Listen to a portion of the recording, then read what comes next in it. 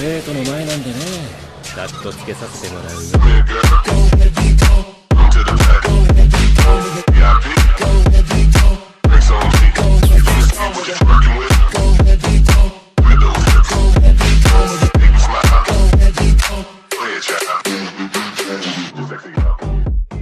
La fundación en Marvel capítulo 96 al 100. Tras escuchar la explicación en pantalla, los ojos de Tony Stark se iluminaron.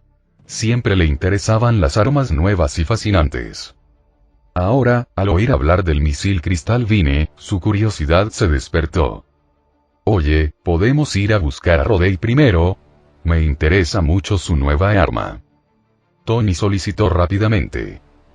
Está bien, pero seamos rápidos. Natasha aceptó sin dudarlo. No hay problema, solo haz que vuele a buscarnos. Le enviaré nuestra ubicación. Tony dijo mientras sacaba su teléfono y marcaba el número de Rhodey. Hola, Rhodey, soy yo. Tony. Te juro que estoy viendo visiones. Escuché una voz extraña en mi oído, y entonces apareció a mis pies algo que parecía un mini lanzamisiles. Rhodey, claramente sobresaltado por la voz en la pantalla y la repentina aparición de su recompensa, soltó ansioso. Tranquilo, Rhodey. Escucha, voy a por ti. Te enviaré mi ubicación. Trae el arma y vuela a nuestro encuentro. Luego iremos a S.H.I.E.L.D. a investigar. Tony tranquilizó a Rhodey. Rhodey aceptó rápidamente. Después de finalizar la llamada, Tony notó que la pantalla estaba llena de una serie de mensajes a los que no había prestado atención.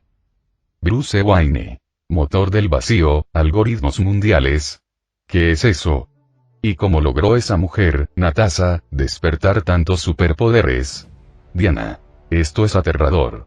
Puede cambiar de apariencia, interceptar ondas electromagnéticas para ver información y leer la actividad cerebral mediante dispositivos. Ningún humano debería ser capaz de semejantes hazañas. Clint Barton. Las nuevas habilidades de Natasha son impresionantes. Puede interceptar información y leer la mente. Ya no hay secretos que no pueda descubrir. Tony Stark. Todos tienen muchas preguntas. Permítanme aclararlas. Primero, el motor del vacío es como un programa de decodificación que analiza el mundo. Cuanto más profundo sea el análisis, más cosas increíbles puede lograr. Lo dejaré ahí por ahora. Más adelante. Tony Stark. En cuanto a los cambios de Natasha, se deben a la droga, que desbloqueó el 30% de su potencial cerebral y le otorgó estos poderes. Gen. Desbloquear el 30% del cerebro humano otorga habilidades tan poderosas. Naruto. ¿Qué significa desbloquear el 30%? Tony Stark. ¿No conoces los misterios del cerebro humano? Según investigaciones científicas, los humanos solo utilizamos alrededor del 5% de nuestro potencial cerebral. Los científicos más destacados pueden llegar a utilizar hasta el 10%. El resto permanece latente. Tony Stark. Si pudiéramos liberar más potencial cerebral, la inteligencia humana alcanzaría niveles sin precedentes.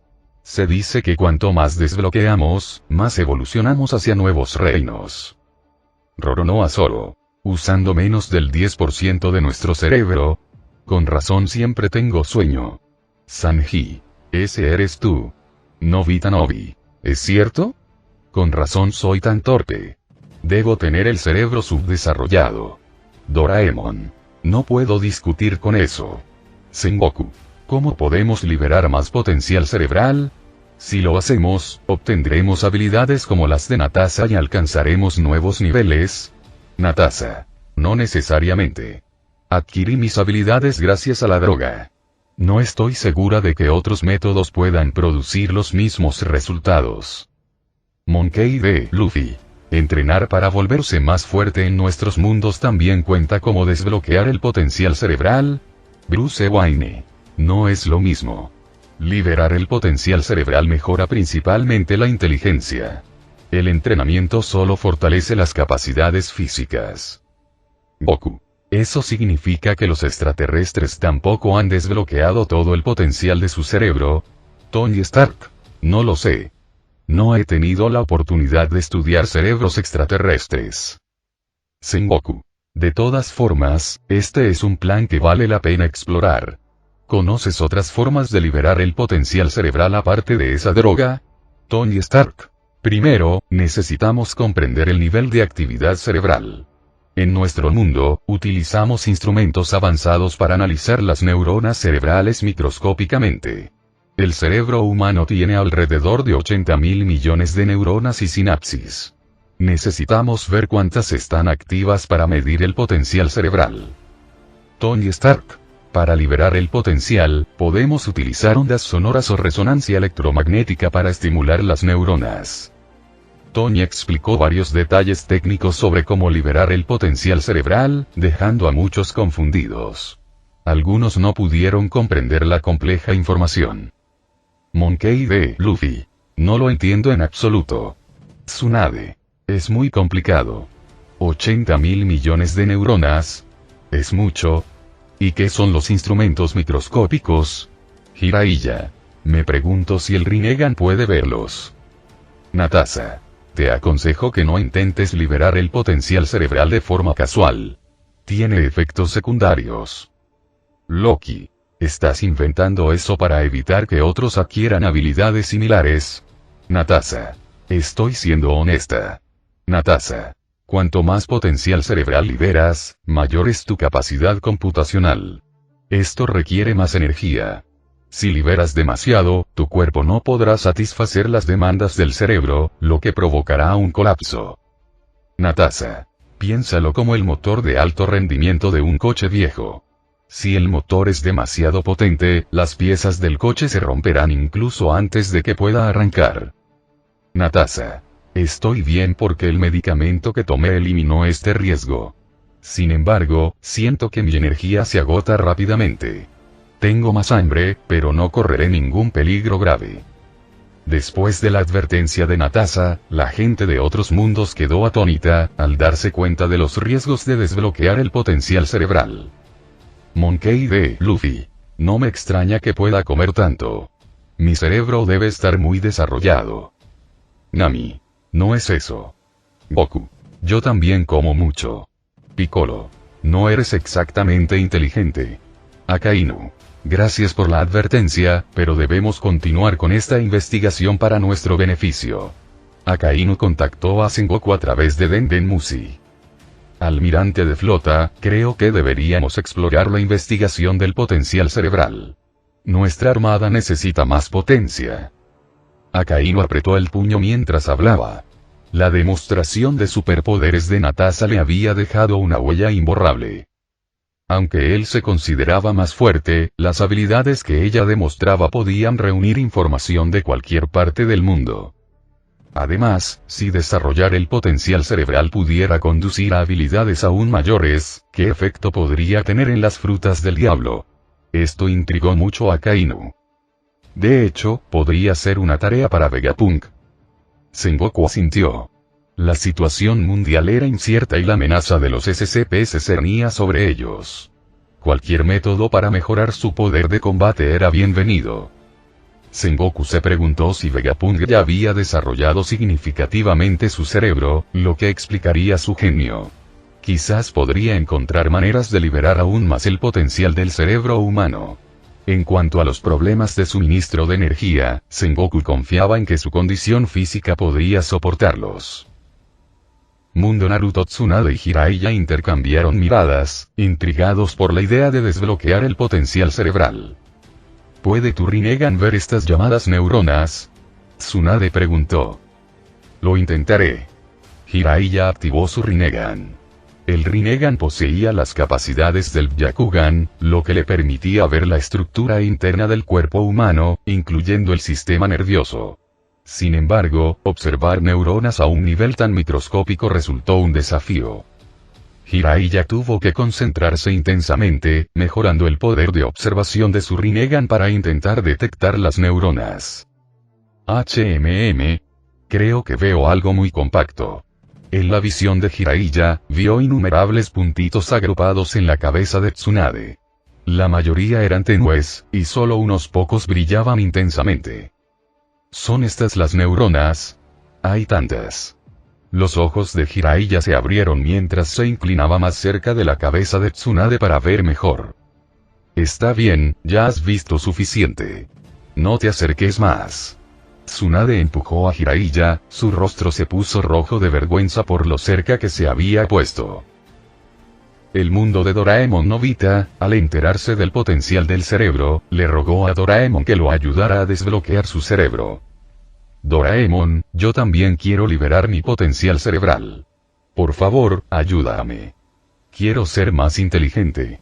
Nobita suplicó, sacudiendo a Doraemon. No me lo pongas difícil, Nobita. Incluso en el siglo XXII, el potencial cerebral es un tema complejo. No puedo ayudarte con eso. Doraemon intentó alejar a Nobita, disipando su idea. Universo Leo, Ultraman, Gen se acercó a Dan. Capitán, ¿qué opina sobre el desarrollo de nuestro cerebro? No estoy seguro. Dan negó con la cabeza. El concepto del desarrollo del potencial cerebral era nuevo para él, y ni siquiera en la Tierra de la Luz lo habían investigado.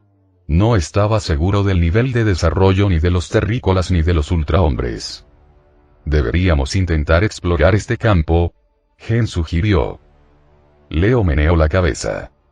No estamos preparados para ese tipo de investigación. Si algo sale mal, podría ser desastroso. Dejémoslo por ahora. Gen estuvo de acuerdo, comprendiéndose el sentido de las palabras de Leo. Universo Marvel, Kamartaj. Al regresar a Kamartaj, el anciano colocó la estatua del dios maligno en la plaza central. Esta estatua no podrá actuar si alguien la vigila. El dios maligno que lleva dentro no escapará mientras la gente la vigile. Con la gente moviéndose constantemente por la plaza, siempre habrá alguien observándola. El anciano decidió no sellar la estatua con vigilantes designados y prefirió que la comunidad la supervisara junta. Sin embargo, deberíamos tener vigilantes dedicados, por si acaso.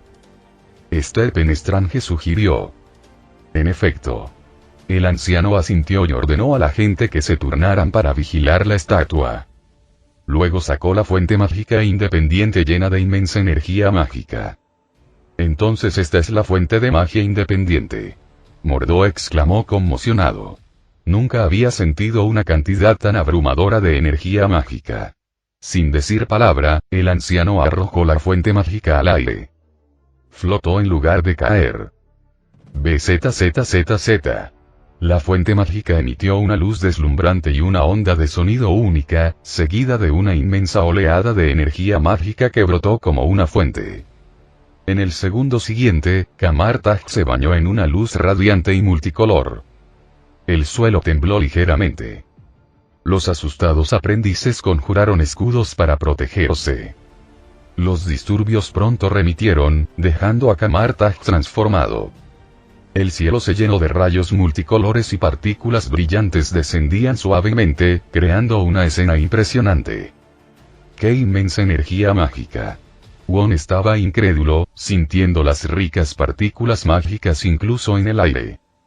La anciana formó un círculo con sus manos y casualmente lanzó un hechizo de rayo, destrozando una roca distante. ¡Qué magia tan poderosa! Mordo estaba asombrado.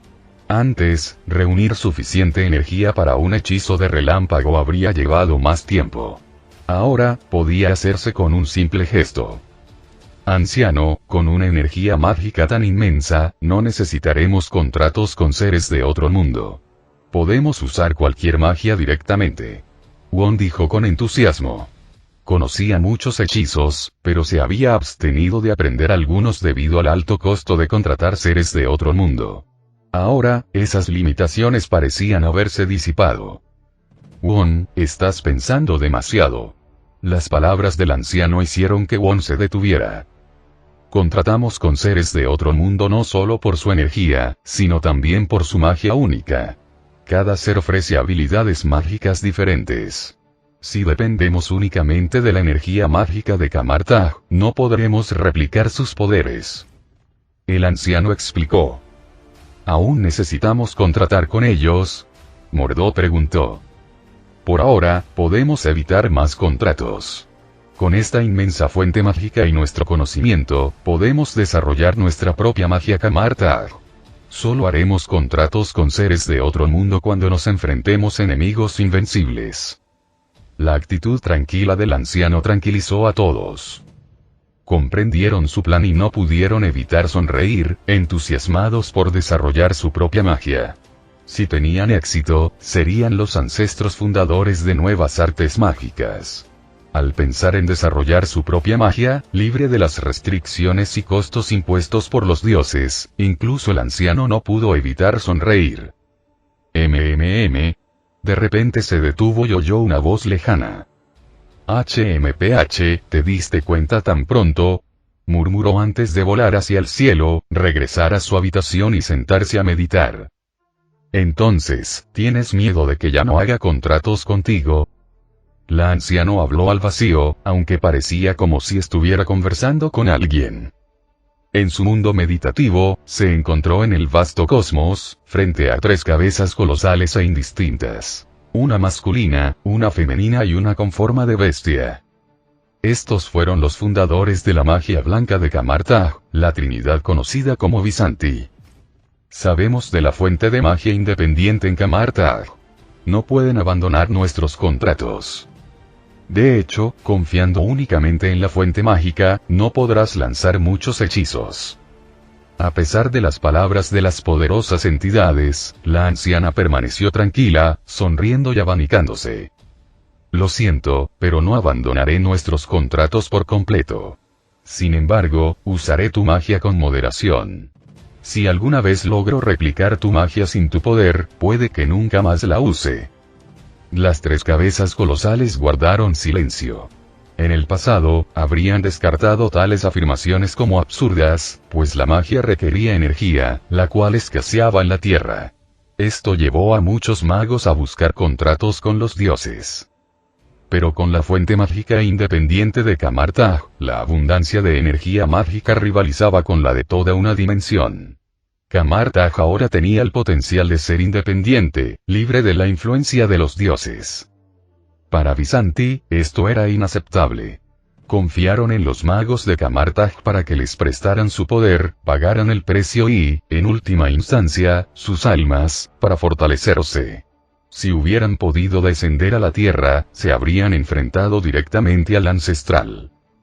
Podemos negociar los términos del precio. El jefe masculino finalmente habló. El anciano sonrió en respuesta. Mientras tanto, en Brooklyn, las secuelas de los incidentes del perro y la estatua del dios maligno dejaron muchos muertos. La policía tuvo dificultades para mantener el orden, y los agentes de S.H.I.E.L.D. tuvieron que tomar el control. Dio la casualidad de que Riner vivía cerca. Uf, eso estuvo cerca. Casi me atrapa. Riner respiró aliviado, mirando por la ventana.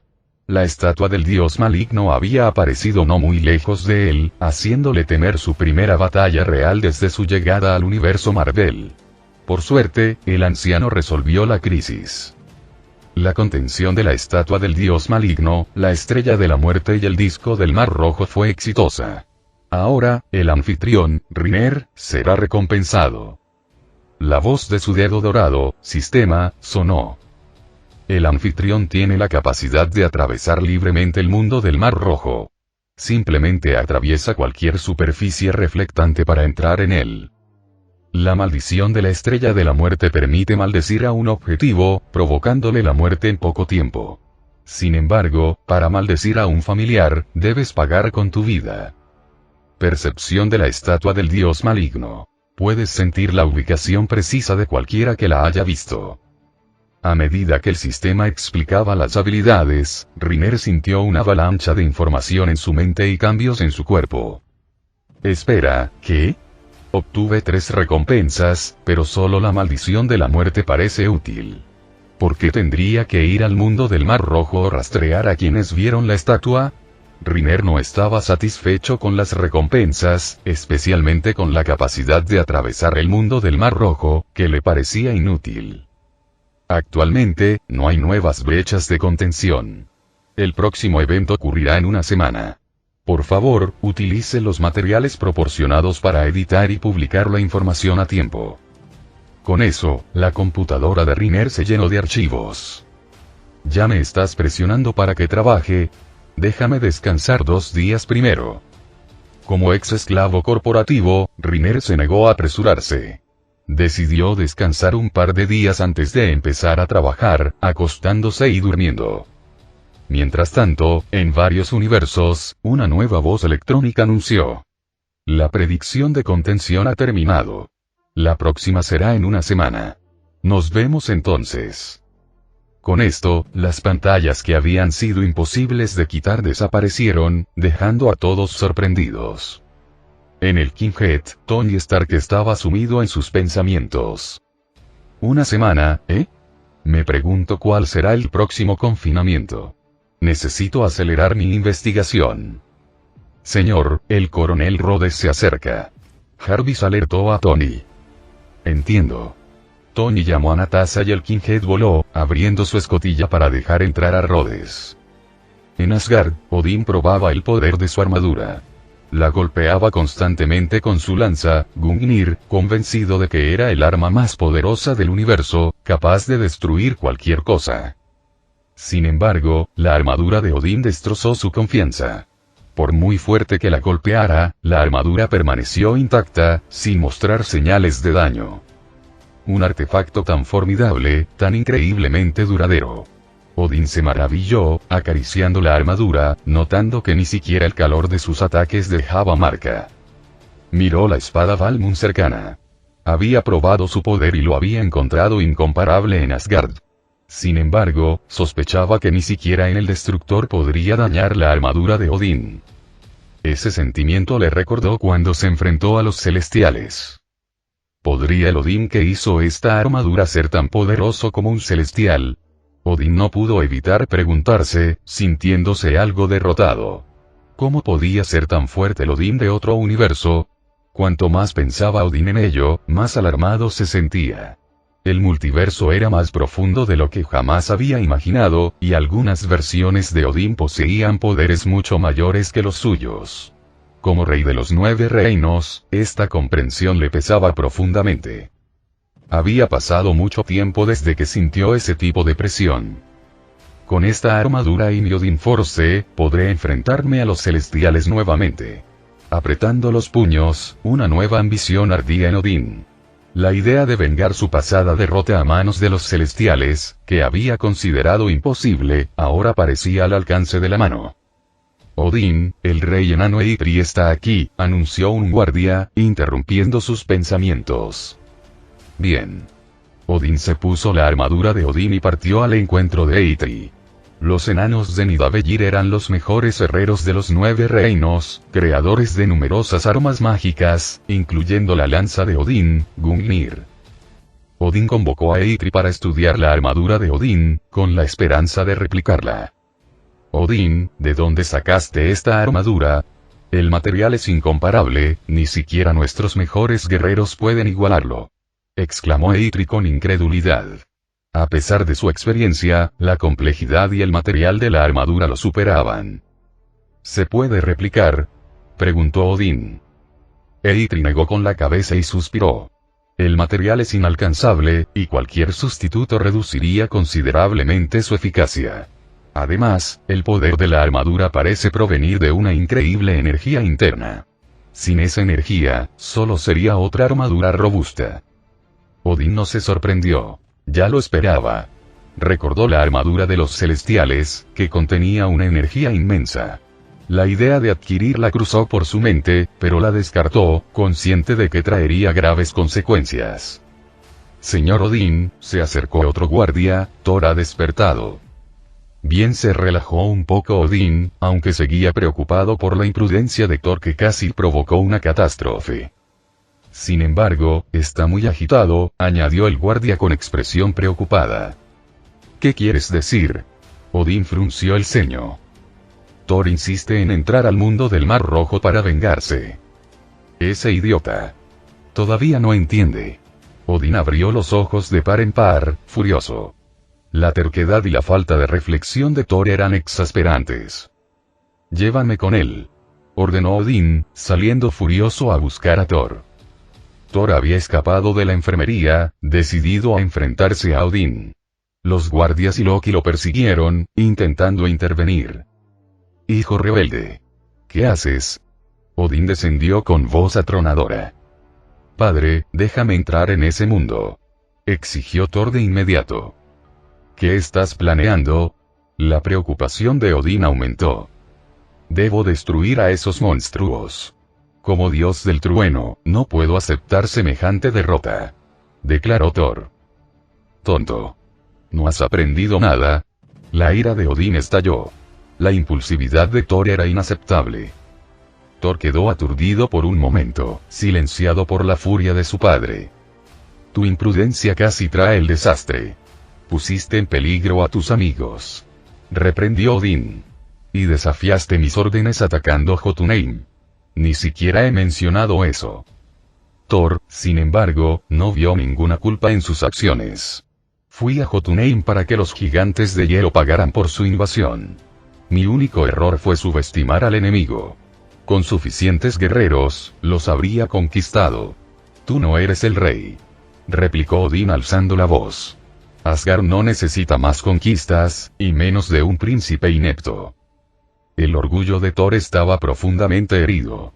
Se consideraba el mayor guerrero de Asgard, después de Odín, venerado por muchos. «¿Tanto temes las represalias que no haces nada?», gritó Thor, sorprendiéndolo incluso a él con su valentía. Loki y los guardias quedaron atónitos y en silencio, con el rostro pálido por la sorpresa. La atmósfera se volvió tensa, la calma antes de la tormenta. Incluso Thor empezó a darse cuenta de que quizá había ido demasiado lejos, pero su orgullo lo mantuvo en silencio, mirando desafiante a Odín. Un zumbido llenó el aire mientras la armadura de Odín se ensamblaba sobre ellos y sus piezas se unían a Odín. Con la armadura de Odín, empuñando un Gungnir en una mano y una espada en la otra, Odín exudaba una presencia abrumadora, dificultando la respiración de cualquiera. «Parece que he sido demasiado indulgente. Thor, serás desterrado a Midgard para que reflexiones sobre tus acciones».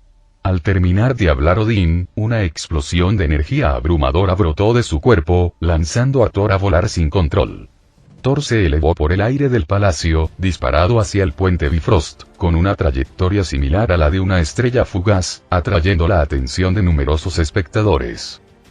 Thor se estrelló contra la superficie del Bifrost, sacudiendo a Heimdall, que estaba cerca, y se puso alerta.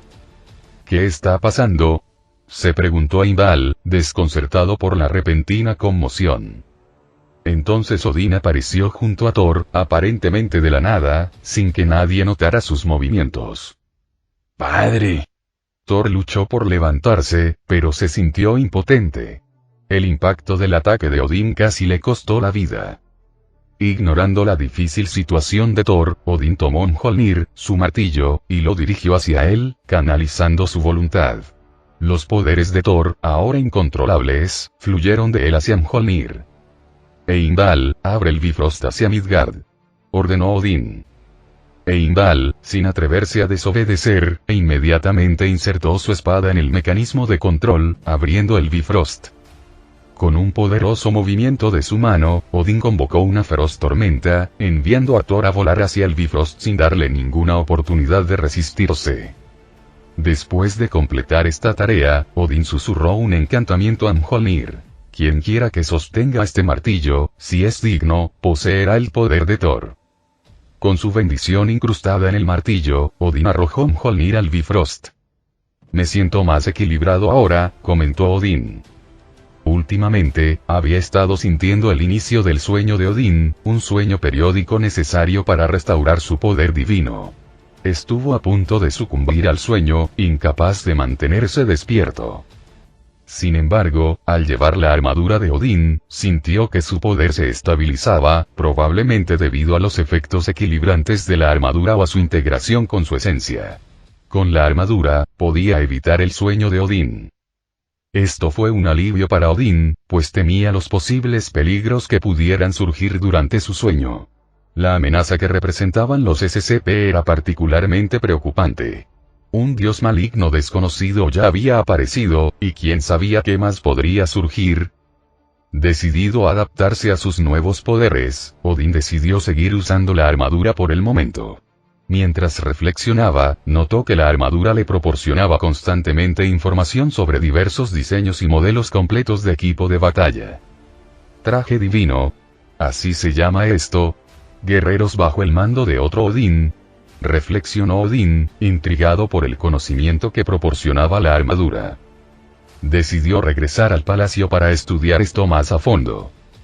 En ese momento se acercó Loki, habiéndose perdido el enfrentamiento pero comprendiendo la situación. Tu hermano necesita ser templado. No sigas sus tontos pasos, le aconsejó Odín a Loki mientras pasaba.